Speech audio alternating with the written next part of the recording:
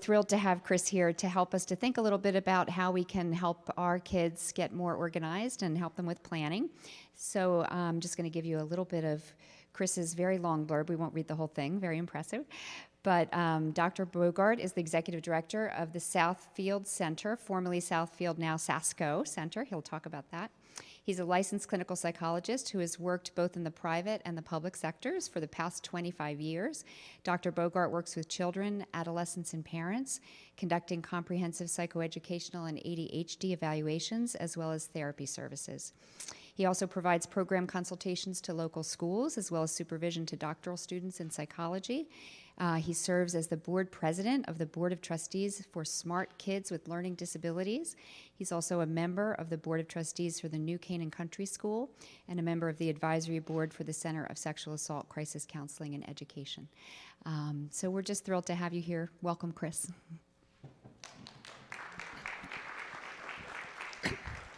Thank you, everybody. It's good to see everyone kind of braving out here but keeping their social distance, which is good. Susan, thank you for that introduction. Ellen, thank you for inviting me this morning. So what we're going to talk about this morning is executive functions. Just a quick show of hands. I see a mixture of parents and teachers and educators and administrators. Just a quick show of hands of how many folks feel like you have a pretty good understanding of executive functions already. Okay, good. I always ask that because I've been giving talks on executive functions now for about 20 years, well, no, about 15 years, I guess. And when I first started presenting on this, if you asked how many people here know about executive functions, everybody would look at you very blankly. Now, it is one of the major areas that we look at as educators, as psychologists, as parents, because we've learned so much about how critical the development of executive functions are for successful navigation through academics as well into adulthood. One of the things we've also learned quite a bit about, and what we're going to focus some on today, is the developmental trajectory of executive functions. And the reason why this is critical as we're sitting here in a middle school is because right now, if you happen to have a child here in middle school, or if you're teaching children here in middle school, right now is probably one of the major big bursts in executive function development that we see through childhood. We get another big burst right around 15-ish, 16 years of age, but the trajectory of executive function development does not stop until well into adulthood, until what the latest brain research is showing is that we really don't hit full maturation until early 30s. And so one of the things, there's going to be about 3 or 4 points that I'm going to really emphasize. If you don't remember anything else that I say together today, there's going to be about 3 or 4 things that I would really love you to walk away with. And the first one is you need to take a long-term view whenever you're thinking about executive functions. If your 12-year-old boy is struggling with planning and struggling with remembering what he's supposed to be doing from one minute to the next, take a deep breath. There's a lot of development ahead of that young man. If your young daughter is struggling with cleaning her room or struggling with handing in her assignments, again, take a deep breath. There's a lot of development, and there's a lot that we can do in intersecting with children to really help spur that development. And what we're going to talk about today are some of those different things. So our agenda is we're going to talk about what are executive functions. We'll look at the primary executive functions, the primary pathways in the brain, and we're going to bring it back to the brain because that's critical to understand, is that we are talking about brain development here. We're going to talk about parenting strategies, and I'll give you some reading materials that might be really useful for you to spend some time with. In the handouts that I gave you, I really tried to give a much broader perspective on this, and so you'll walk away there with even a broader understanding of the developmental pieces. You'll walk away with different home tips, and then the last page, there's about 15 different references that I put in there. Some of them you're going to see go back before this century. And as I was going through this, I was thinking, all right, I'm going to be giving away my age first, but is it really worth keeping some of these things in there? I did keep some of these resources in there because what we knew back in the 1990s is still pertinent today in 2020. There are a couple of newer references, but a lot of good material there spanning from the last 30 years, so some stuff for you to refer to. Does that agenda sound like what you guys were coming for? Or do you want me to shift gears and we'll talk about coming of spring or anything like that? No? Okay. So I start off with a picture of my desk at my office, and it says there, "You think this is bad? You should see the inside of my head." And the reason why I put that up there is because, again, what we're going to be talking about today in terms of executive functions is we really are going to be bringing it down to the biology of what is happening in development. So my public service message here, Sasko River Center. Nobody knows what Sasko River is, and they all ask me, what is Sasko River? Why did you guys change your name from the Southfield Center? What the Southfield Center decided over the last year is we merged with an occupational and physical therapy practice called Sensory Kids, and we took the initials of S, Southfield, and a SAS for Southfield and Sensory Kids company, and came up with Sasko, and then we Googled it, and we saw that there is a Sasko River in Fairfield County, little known to us, so we decided there must have been some kismet there and decided to form the Sasko River Center. Okay, so before we jump into what are executive functions, I will precurse this meeting or this presentation with a little bit of a message as to why it is strange that I'm up here before you. So if you were to roll the reel of tape of my life back to when I was a middle school student, you would not have predicted that I would be up here talking to you about executive functions. My parents were driven crazy by my lack of executive functions. We didn't know what it was called back then, but by the time I was a 7th grader, my parents were getting constant times of being called into the teacher's office saying, he seems to have great potential, but he never follows through on things. He doesn't hand in things. He talks out in class.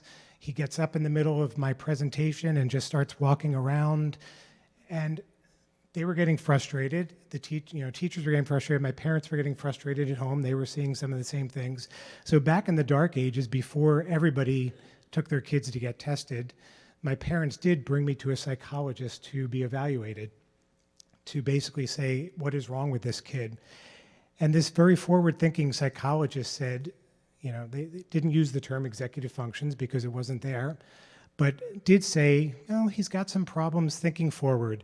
He's got some difficulties in inhibiting his impulses. What we need to do is we need to create an environment around him that's going to help nurture this and help structure this. I would advise you to think about a school that might be able to break things down for him a little bit more, give him opportunities to move around.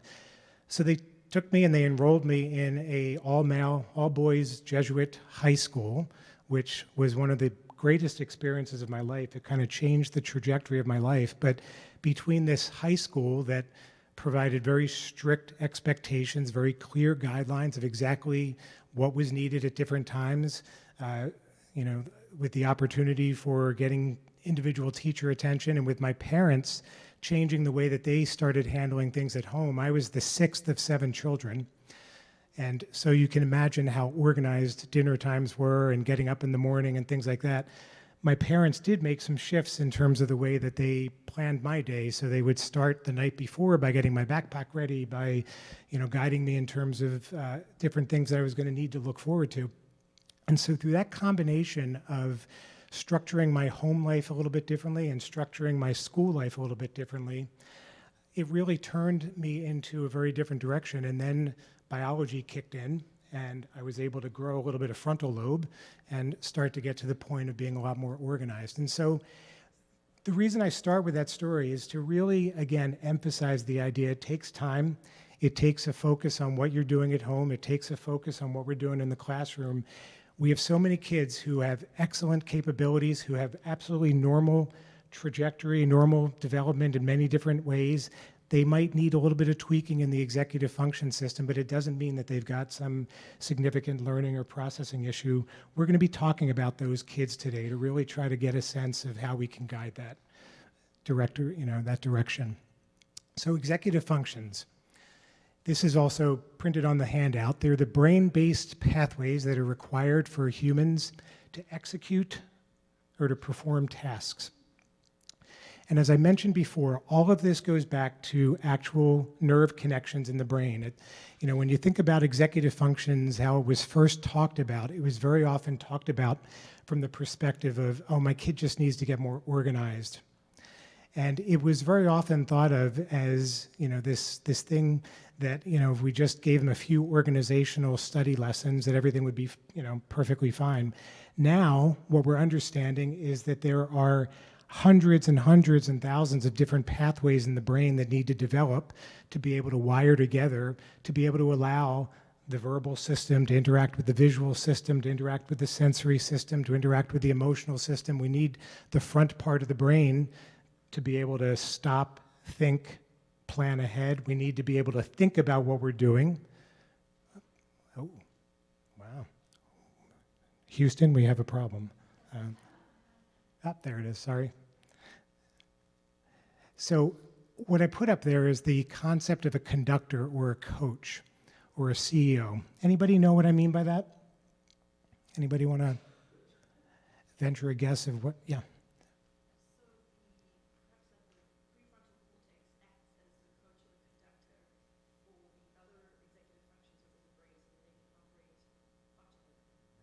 Exactly. So for those of you in the back who might have had a hard time hearing that, what she was saying was the prefrontal cortex acts as a conductor or an organizer of the different parts of the brain to allow them to kind of know when to come online, when to fire, when to work together, when to kind of quiet down, when to regulate. And it is really the best metaphor that you can possibly think of. If you are musically inclined, think of what the conductor of an orchestra does. If you're athletically inclined, think about what the coach of a sports team does. If you're business inclined, think about what the CEO of an organization does. A good conductor, a good CEO, a good coach is able to take a wide variety of different skill sets and weave it together so that it's able to function as a team. The flip side of that is if you have, let's say, I'm a sports guy. Let's say you've got the best quarterback in the league, and you've got the best wide receiver, and you've got the best front line, and you've got the best defense. You've got all these incredible players, and you've got a coach that is not effective in being able to weave that all together. You're not going to win. You could have an orchestra that has the best wind instruments and the best percussion section, but again, if the conductor doesn't know how to weave that together, you're not going to be able to hear beautiful music. And so that's what the executive function system does in our brain.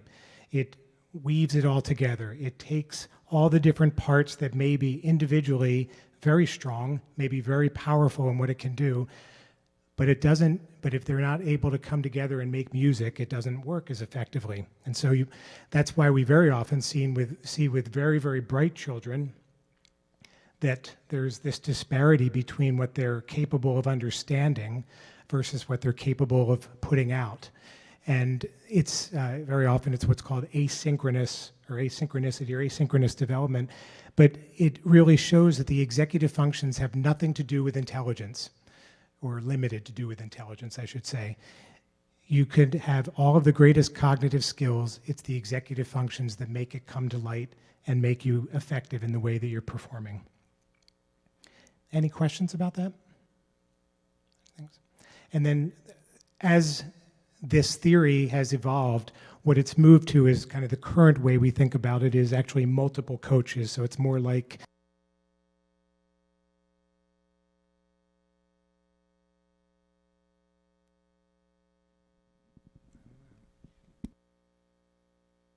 back. Okay. Having a wide receivers coach, a quarterback coach, having all these different coaches working together. So now the conceptualization is multiple coaches make up the executive function system. And the reason for that is we've delineated 11 primary pathways in the brain for the primary executive functions, 30 I think it's 33 pathways for the secondary executive functions, and then way over 100 for the tertiary executive function pathways. So there's a lot of complexity in terms of what we've been able to delineate.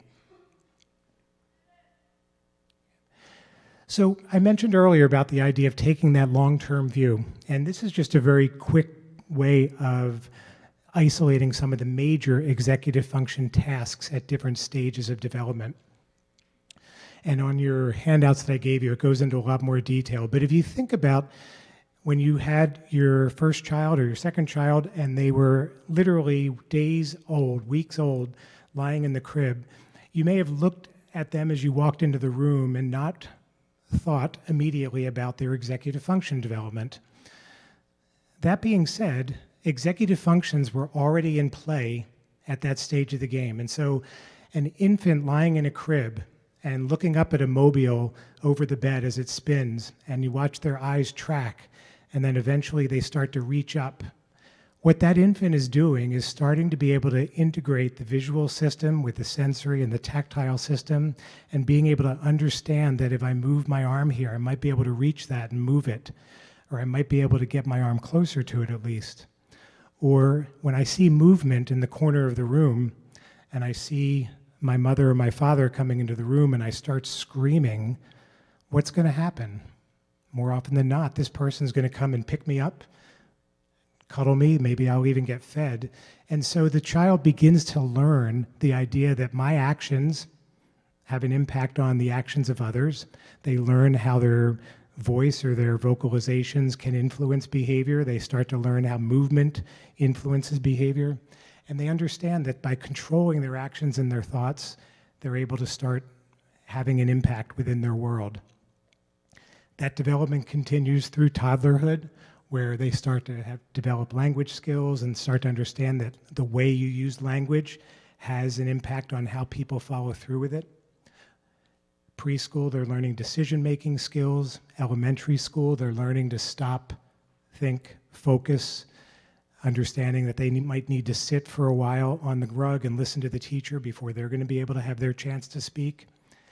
And then as we hit middle school, where I'm imagining that many of you folks have children or have had children, that's where we're seeing this burst that I was talking about before. All of a sudden, many of the information processing areas of the brain are going into hyperdrive.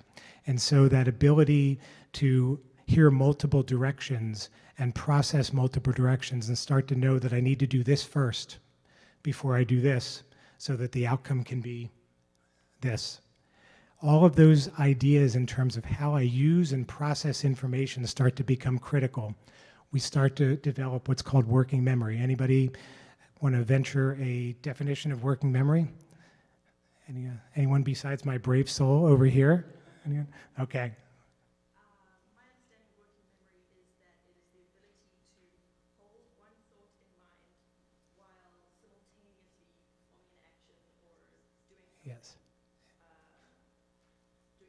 Yes. So what is your name? Kate. What Kate was saying is it's holding one thought in mind while you might be thinking about multiple actions and being able to use that thought to guide your actions, but not lose the other thoughts that are in your mind.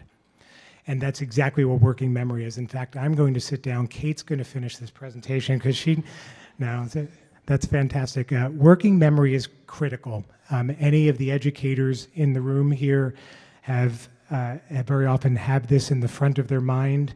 As parents, it's critical that you have this in your mind as well, because we all have a functional capacity for how many different details we can keep active in our mind at one time. Most of us are able to keep about 3-4 relatively active in your mind. What research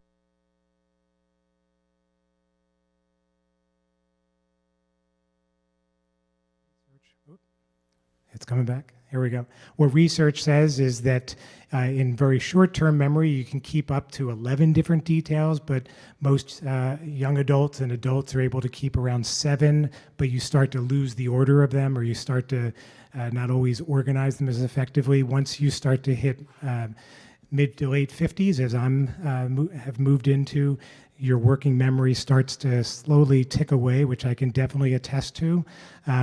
But we continue to maintain working memory pretty much into the latest stages of our life. But in middle school, working memory is a key component to learning, because if you're reading, you need to be able to remember what was in the first sentence by the time you get to the third sentence. By the time you get to the last paragraph, you need to be able to keep those concepts active in your mind. If you're doing a multi-step math problem, you need to keep step one in your mind, but know where you're going and keep all the other steps in mind to do it in the logical sequence.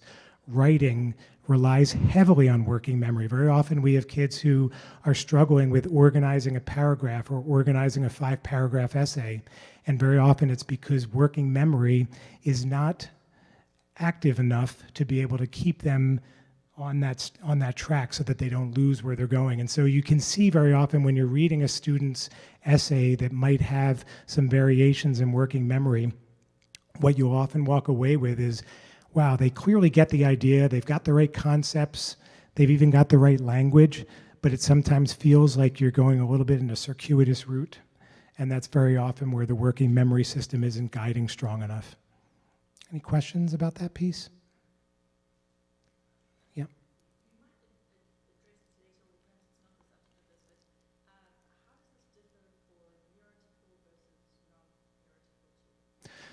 So the question is how this differs neurotypical versus non-neurotypical. And so, you know, the quick answer to that is, first of all, a lot depends on what we're talking about in terms of non-neurotypical, because if you've got a student with an attention deficit issue versus a student with autism spectrum disorder versus a student, some other one of the ways that neurology may shift the way that we process information, you're going to see variations. All that being said is, speaking specifically to the middle school period of time, this is the stage at which working memory is getting stronger so that children can be tasked with doing multi-step projects more effectively, participating in group projects where they each take turns, being able to process in a classroom, teachers giving 3 or 4 directions. All of that is meant to be relatively within the bandwidth of most students at this stage of the game. Whereas if you've got a student who has some immaturity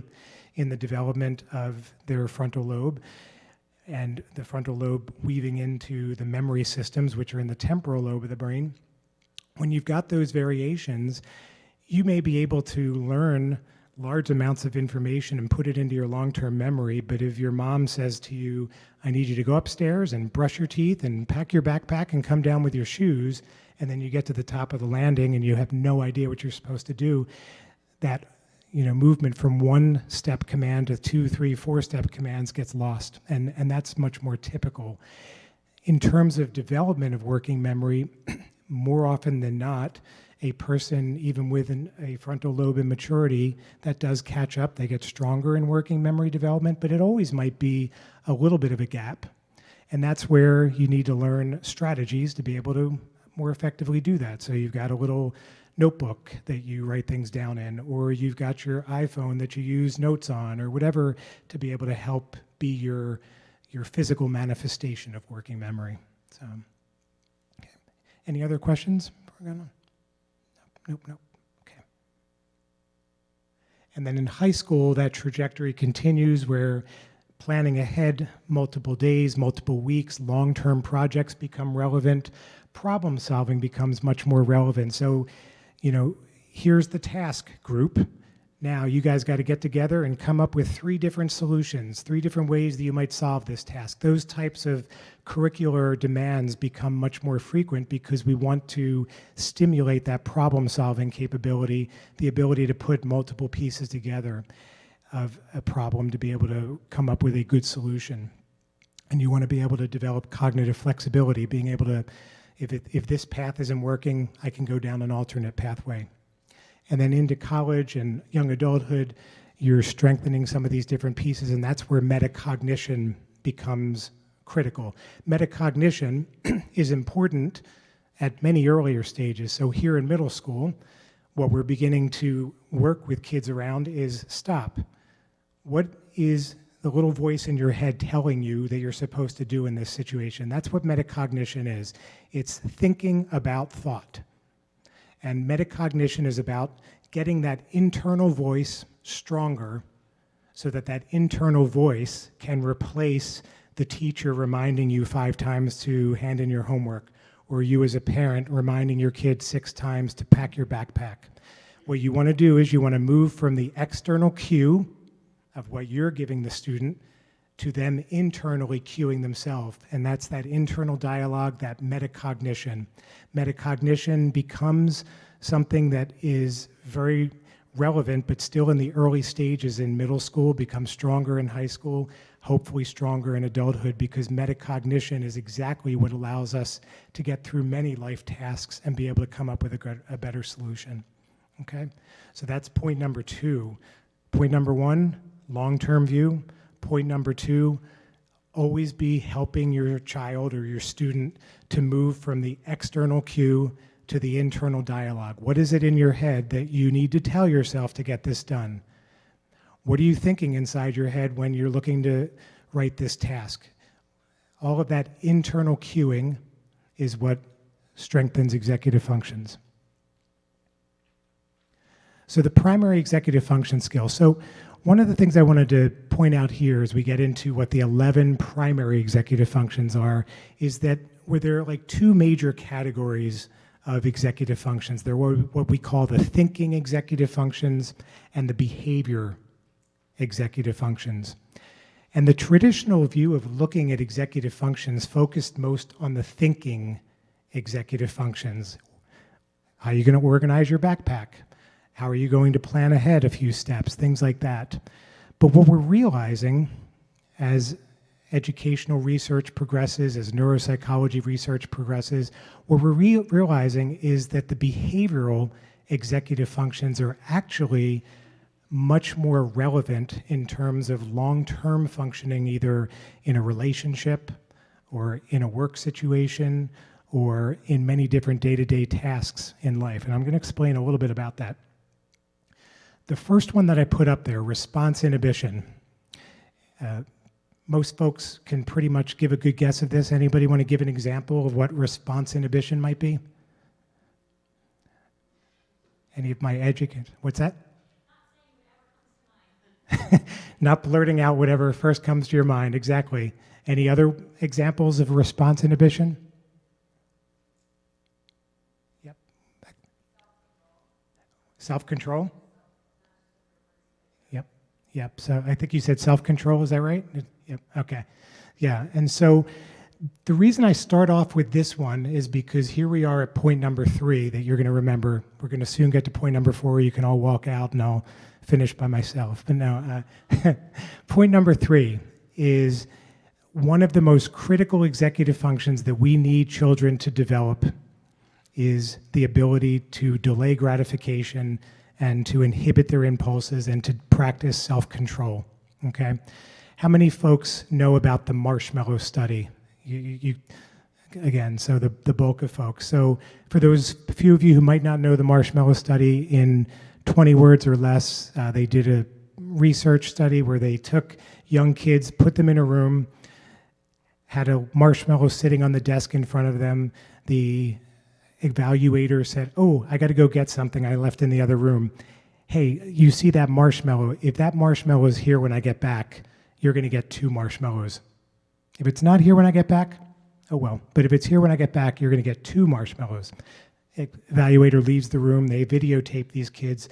They see kids like curling themselves up, sitting on their hands, practically doing handstands. If you ever want something funny to laugh at, go on YouTube or Google Images and Google the marshmallow study, and you'll see some amazing videos of these kids and what they did to practice self-control. But the cool thing about this experiment is they followed these kids over the next 20 years, and they did measures of success in school, success in relationships, job success, happiness that they reported, all of these different pieces that, are measures of success or happiness as an adult. And what they found in this incredibly simple study was that the kids who were able to practice self-control had a much higher likelihood of achieving success or achieving self-satisfaction at later stages of their life than those kids who pop the marshmallow right in their mouth in the first 5 seconds. Research subsequent to this has shown over and over and over and over and over again that one of the primary predictors of long-term functioning at a college level, again, in a job level, and very much so in a relationship as well, is the ability to delay gratification and practice self-control. And so in our interactions with kids, even if you have a child who's very impulsive, even if you have a child who their idea of delaying gratification is a nanosecond, no problem, no panic, because even that child who is able to practice self-control for a nanosecond, if you can help them get to 2 nanoseconds and then 3 nanoseconds and begin increasing their self-control little by little by little, and really get them to internalize the idea that stop, think, what's going to be the best outcome here? If you do wait and if you do practice some self-control, do you think you might end up in a better place? Or reinforcing the idea that if you're able to get this 15 minutes of homework done, then we'll go outside and we'll have some real fun together, or we'll go get ice cream, or all of those different rewards that we naturally give our kids, the more you can tie them to delaying gratification. And again, if your child is a child who delays gratification for a minute, rewarding them for delaying for 2 minutes. If your child is a child who can delay for 2 days, reward them for delaying for 3 days, okay? The more you can nurture them along that continuum of self-control, the more you're helping form this foundation of executive function development that has a big payoff later on in life, okay?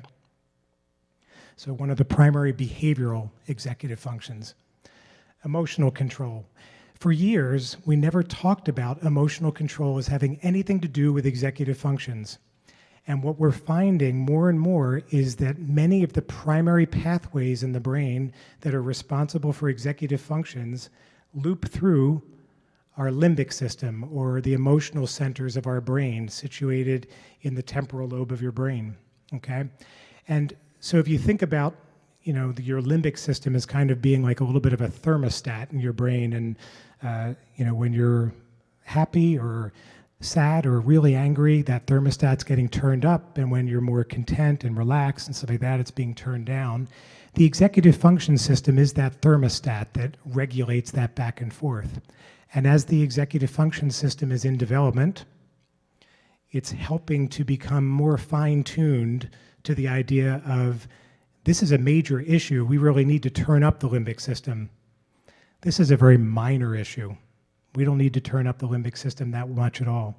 And so executive functions have a great deal to do with emotional regulation. And emotional regulation, we're learning, has a great deal to do with academic success. Because if you are super anxious, you're not going to learn very effectively. If you're super excited all the time, you're going to have a hard time settling and listening to what it is you're supposed to do. And so another one of the primary executive functions, one of these behavioral executive functions that we want to be nurturing, is this emotional regulation and guiding kids. Like, is this a mountain or a molehill? Is this a 10 or is this a 1? Is this in the red zone or is this in the yellow, blue, green zone? Okay. So I think you guys use ruler here, is that right? So, and I'm sure that ruler language has kind of moved home. That's some of the reason for this, is we want to teach kids more the idea of moving along that continuum of regulation, okay? And using color coding, because it's a way that kids understand this very well. Like, if you're in the red zone, what do you need to do to bring yourself down that continuum into closer to the green zone, okay? Make sense? Questions? Nope. Okay. So some of the other primary executive functions: sustained attention is one of the thinking executive functions. Task initiation, one of the behavioral executive functions. Planning, prioritizing. What we used to think of when we talked about executive functions was we thought it was just planning ahead and organizing. So those are the first 6. Time management, being able to stop and think, all right, this is going to take 10 minutes, and I've got to then do something else that's going to take 5 minutes. Being able to manage time is critical. And so I'm going to mention something about time and time management that I would also recommend that you guys think about in home. How many folks still have in your home one of the analog clocks in a prominent place? 1, 2, 3. A few folks? Okay. Most of us have moved to digital counters because our stoves have a digital counter on them, and our microwaves have a digital counter, and our phones have a digital counter. And so more and more, the analog clocks are kind of fading into the background. I would strongly recommend that you go out and get an analog clock and put it in a prominent place in your home and begin referring to it. And here's the research behind this, is we've done a lot of research into why kids are having a greater and greater difficulty understanding when you say, you got to be ready in 5 minutes, and they go about their task and continue to do it, and you come back in 5 minutes and you say, you haven't done anything yet, and you get more and more frustrated, and you think they're being oppositional, you think they're just ignoring you. Some of them probably are, but some of them probably have no internalized sense of time. And what we've isolated in the brain, in the spatial visual parts of the brain, is where the time center of the brain is. And what we've realized is that time is intimately tied with the processing of movement. And so seeing the minute hand move 5 minutes, 10 minutes, and internalizing what that means in terms of your internal feelings of passage of time, that coordination between the visual spatial time centers of the brain and your personal experience of it is what begins to form time management skills. The more that we've taken analog clocks out of kids' lives, the more they have no idea of the passage of time, because a number switching on a screen doesn't mean much to them. You don't see that movement piece. You don't see the second hand moving into the minute hand, moving into the hour hand.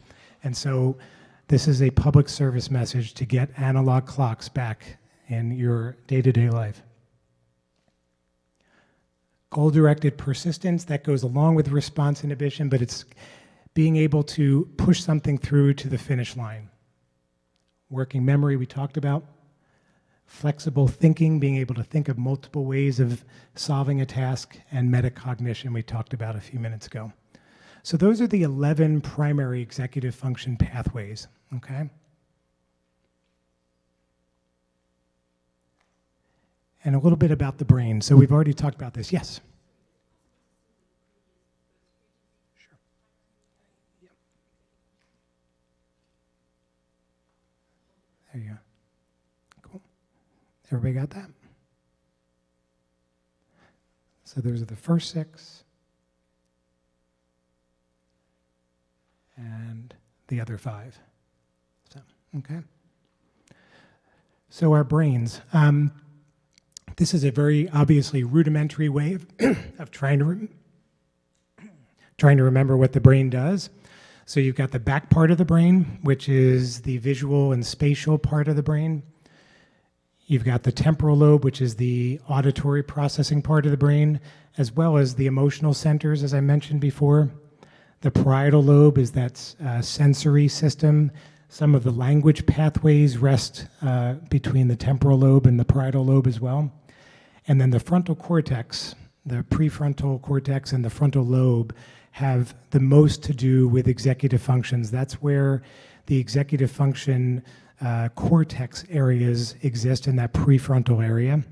And then it weaves around and connects all the different parts so that the brain acts in an organized way.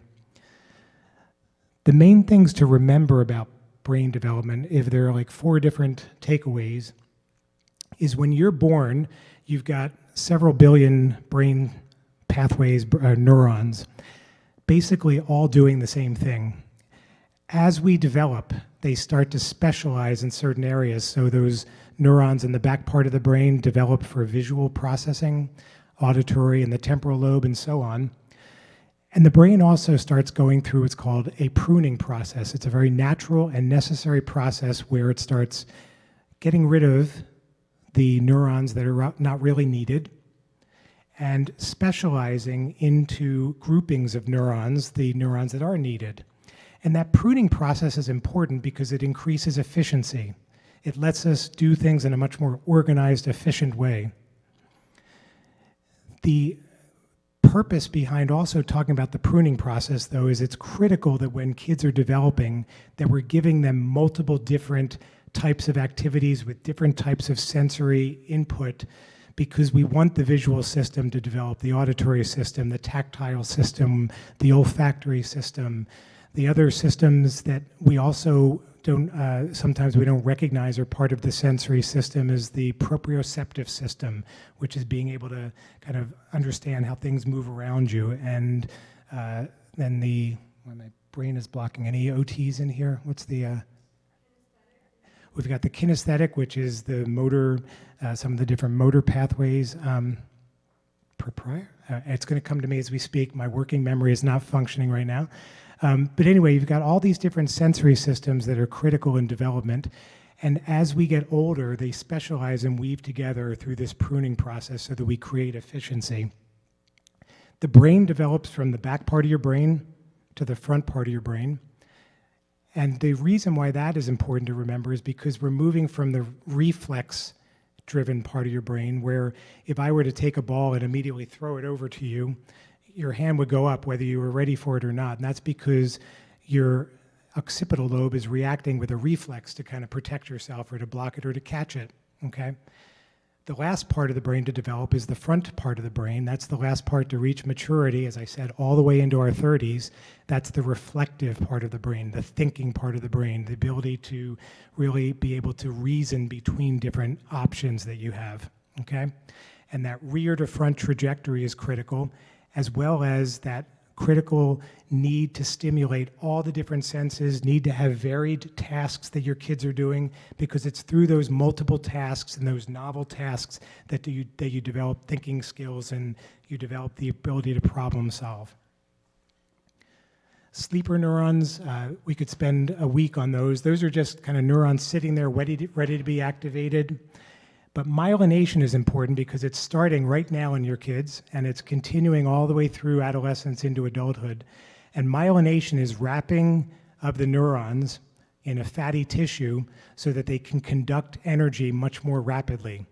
If you think about why we put butter in a pan when you're sauteing something, besides the wonderful taste it gives it, it also speeds up how things cook, because fat conducts energy very powerfully. Same thing happens in our brain. Our brain is wrapping our neurons in myelin so that it can process the information much more quickly. And again, the good side to that is we do things more efficiently, more rapidly. The downside to that is the more that the myelin wraps and the more these nerves work together and wrap together in pathways, the harder it is to learn new behaviors. So the old saying of you can't teach an old dog new tricks is because of myelination, okay? As I said, the good news is your old dog is going to do things more quickly without having to think about them as much, but it's harder to teach them new things. So here in middle school, while they still have a lot of cognitive flexibility in terms of the way that the brain can grow and differentiate and push out new different nerve connections and dendrites, all these different branches of the nerves, this is where we want to be giving them varied activities. It's the basis behind all of the furor over is too much technology bad for kids. Technology is not good or bad for kids. There's great technology things. There's lots of stuff that we can get them interested in. There's so much they can learn from it. If they're going home and spending 10 hours a night on Fortnite, they're not getting varied activity, varied stimulation, and that's what's challenging, because what's happening is the brain is becoming very unitary in the way that it's processing information. So you need to push for varied activities. It's not the idea of no technology, it's the idea of balance, okay?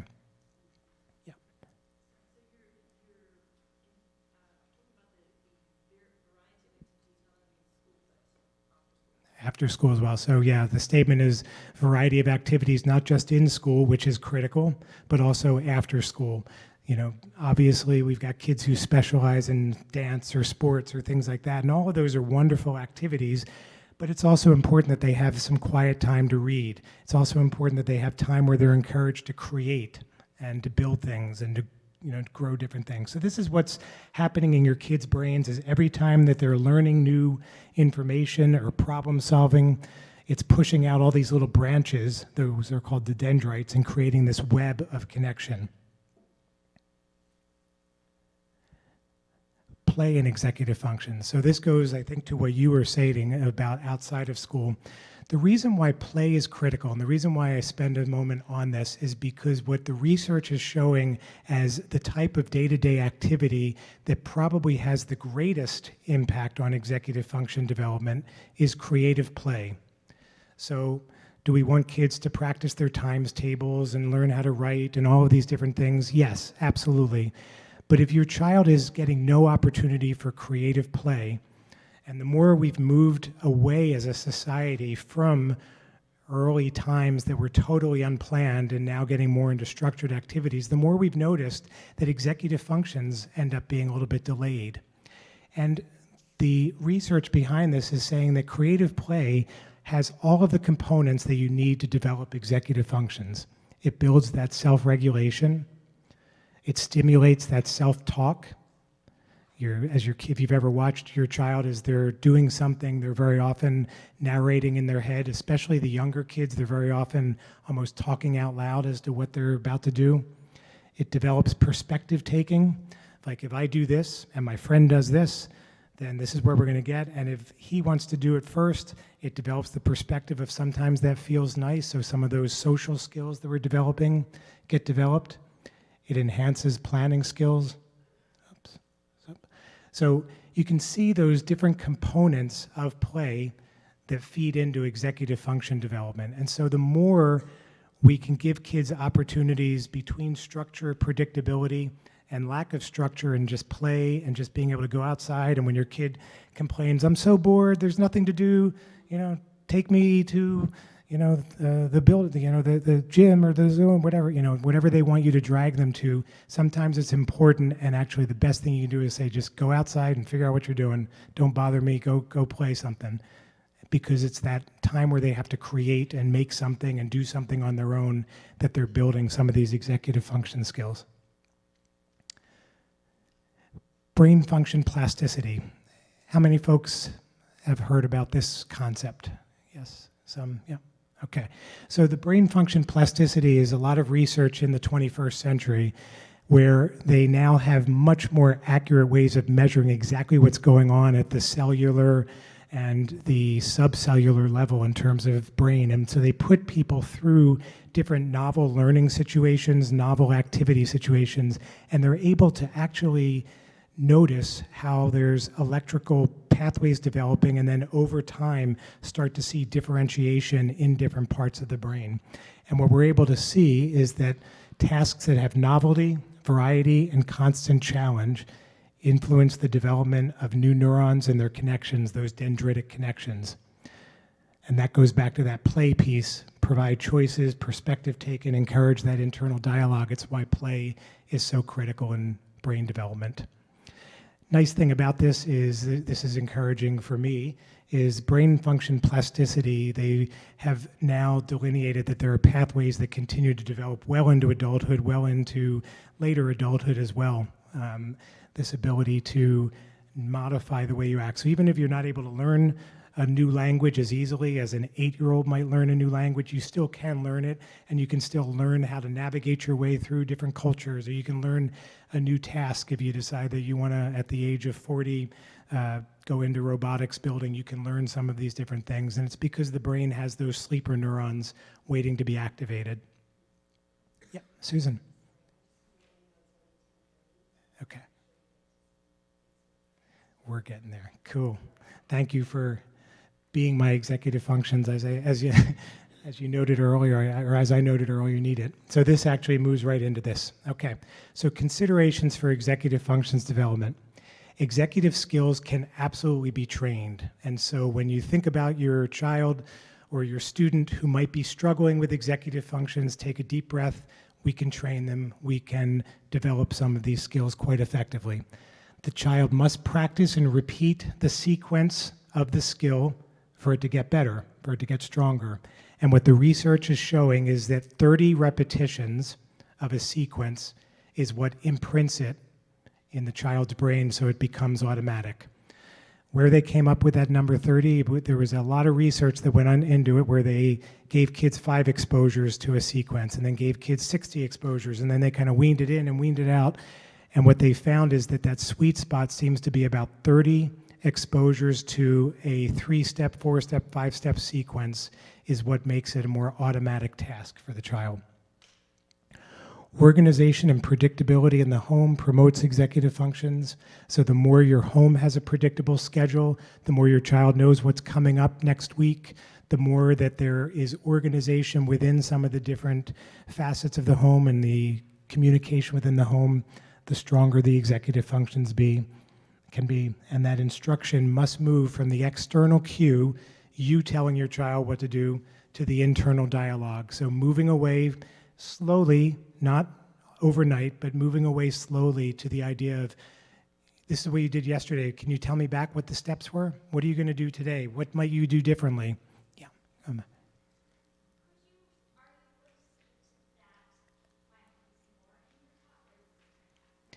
The internal dialogue piece? Yes. In fact, the second to last slide is going to go into specific language to use to cue the internal dialogue.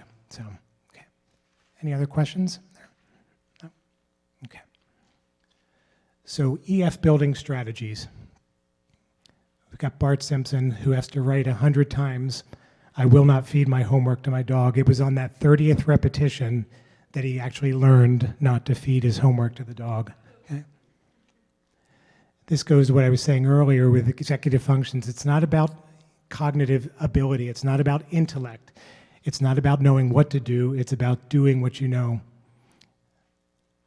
So EF in your home life. The family schedule is critical. One of the things I would very strongly recommend, if you don't have a public calendar that is a shared calendar with your family, again, go out and invest in one, or just get a whiteboard and put on there Monday, Tuesday, Wednesday, Thursday, Friday. The family schedule where the child has a visual representation of what's coming up in the week. Thursday, grandmom's coming to town. Friday, you've got dance recital. Saturday, we've got Joey's soccer practice.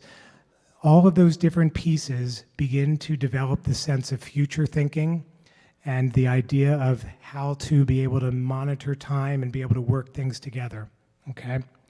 So that family schedule in a public place is important. Daily routines, wake up, meals, bedtime, the more predictable they are and the more routinized they are, the better it's going to be. Having your kid participate in daily activities by doing chores around the house, even if you truly don't need them to do something around the house, it's a good idea to give them chores because it is what builds their sense of responsibility, their sense of delay of gratification. It also builds the sense of what steps need to go into something. So, you know, everybody picks up the dishes and brings it to the kitchen and rinses it off and puts it into the dishwasher, and then we get dessert at the end. All of those different sequences is what builds the idea of what steps go into tasks, okay? And having chores where you're participating with the family and doing something to promote kind of that pro-social support of the family agenda is also critical. But again, the chores have an underlying executive function connected to them. A daily homework period. What I would say probably one of the most frequent things that families come to me about is fighting over getting their kids to do their homework. And they get more and more frustrated because the kid comes home and says, "I don't have any homework tonight, I did it in school."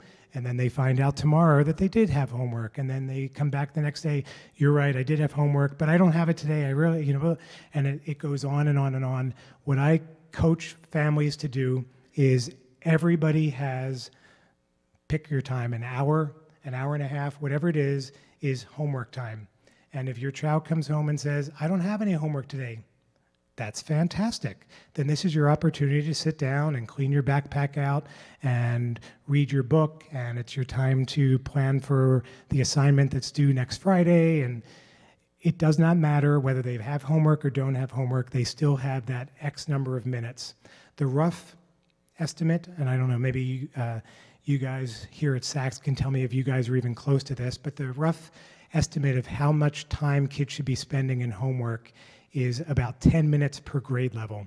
And so a 6th grader should be doing about 60 minutes a night. 8th grader about 80 minutes a night. Doesn't have to be 80 minutes straight.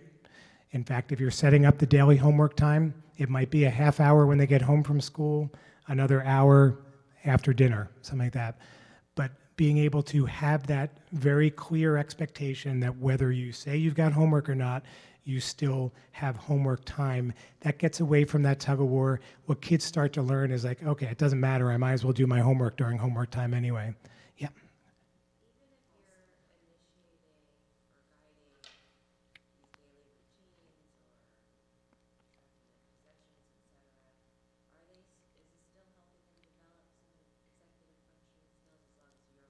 Yeah.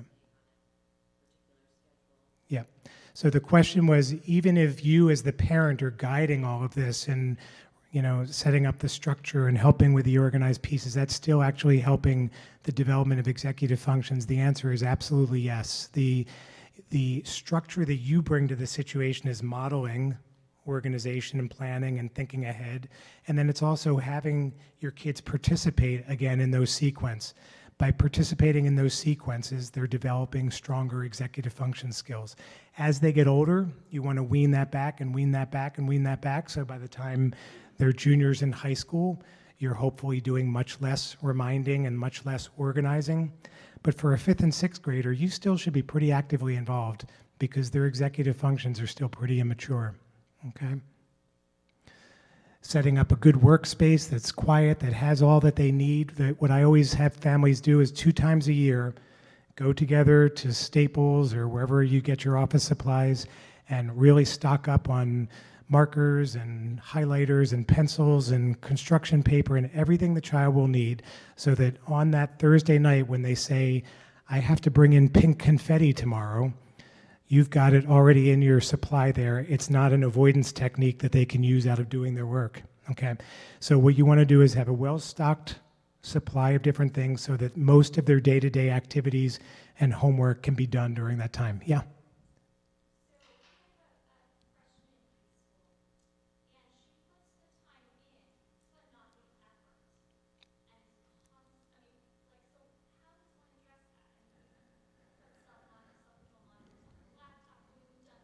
Yeah.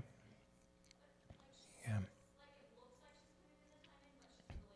Yeah. So the question is how to stimulate that child who's putting the time in but not putting the effort in and kind of doing subpar work or just not probably her best work. What I would say is, again, it's going to be a balance here. Okay. What I think you want to do is, obviously, you know, if it's kind of grossly negligent, I would have her go back and do it again, or I would obviously have a dialogue with her teachers to say, you know, please feel free to be that teacher that doesn't accept the subpar work, because, you know, we will not be the parents who come to you and say, oh my gosh, you're being too hard on my child. We will actually really support you on that.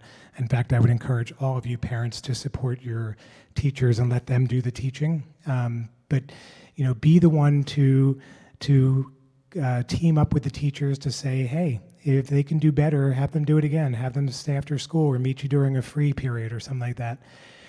The other piece to it is I would model as much as you possibly can the idea of how taking your time and hard work is important. You may not believe that what you're modeling is actually sinking into your kids and they're going to roll their eyes and they're going to pretend they're not paying attention to you, but they are actually internalizing what you do. And if your work ethic is a solid work ethic, and if you get through something and it's not great, and you say, I think I'm going to do this again, they're going to internalize that. So modeling is critical.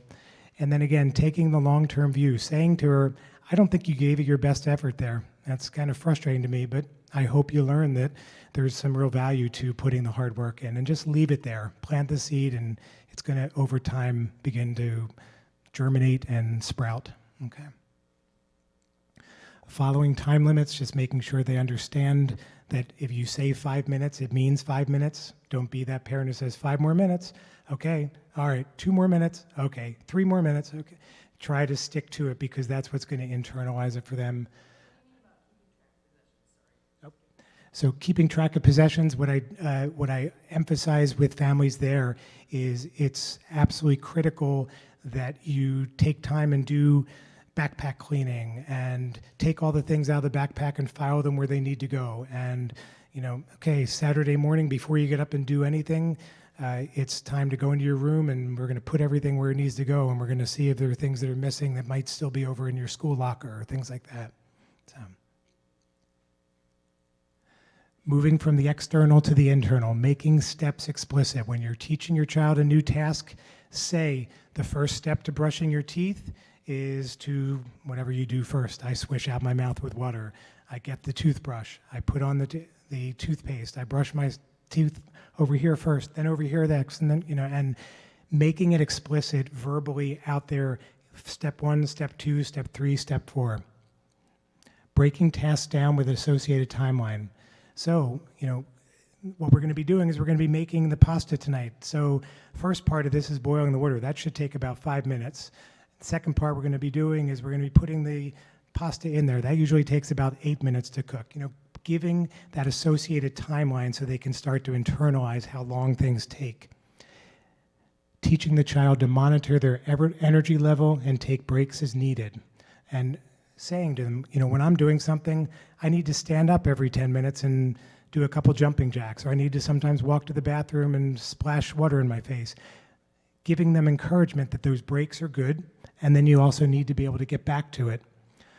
Functional balance exercises are simply different movement techniques and breathing techniques that stimulate the activation parts of the brain. So functional balance exercises are, okay, stand up for a second, put your knee up, okay, hold yourself there, really tighten your core, take a few deep breaths, now move to the other side, do that, okay, bend over, all of these different movement types of things where you're engaging your core turns on the frontal lobe of the brain. There's a system in the brain called the reticular system, or the reticular activating system. It regulates energy in the brain. It gets its momentum, its initiation from the cerebellum, which is at the base of the brain. And when that engages in movement and core activation, that sends a message to the frontal lobe, we're going to need to do something here, we're going to need to come online, and the frontal lobe then starts to regulate the energy, okay? So functional balance exercises, it can be literally 30 seconds of movement or 30 seconds of balance, or like a wall push-up or a jumping jack, things like that. Breathing regulation, just taking slow, deep breaths is a way of resetting your brain. Giving open-ended tasks to build problem-solving skills. So to be able to say, hey, today we're going to clean out this closet, organize it whatever way you want. Let's just see how it goes. And kind of giving them that open-ended where you don't do all the different steps. Or if it's a school assignment, giving them more of an open-ended task of, hey, come up with, as many reasons as you think for, why it's a good idea to talk to your neighbor in school or something, it doesn't matter what it is, but just something that's kind of open-ended where you're not necessarily structuring every step of the way that you're thinking. And then this is one of our final slides, executive function supporting language. So this goes back to the question about turning from external cue to internal dialogue.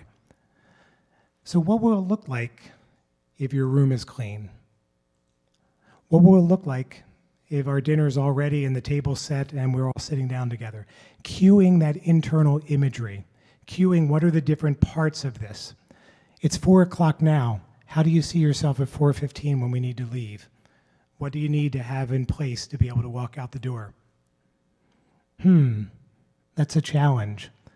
What's your new plan going to be? What can you say to yourself while you're doing this? So you're actively cueing, use that internal voice. What were you thinking when you came up with that idea? How will you know when you're done? So it's all open-ended questions that stimulate that internal thought process, that give credence to the idea that the way you think, the way you talk in your head, the narrative that you use in your head is what's going to help guide you through this task. Questions about that? Yeah.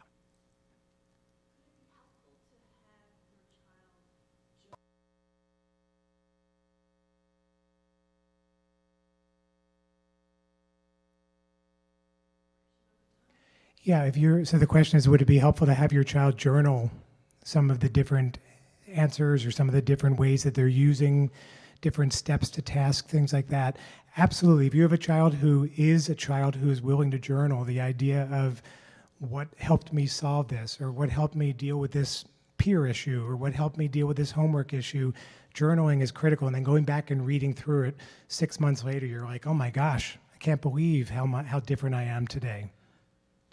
So the final thoughts: take that long-term view, emphasis on mastery at each step in learning process, repetition, repetition, repetition, internal dialogue. Okay? Does that make sense?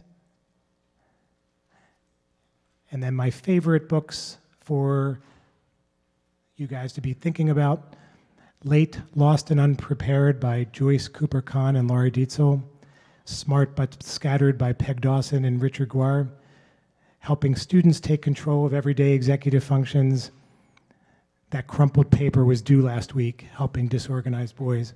These are some really good, easy to read guidelines for executive function development, how you as parents and educators can support your child.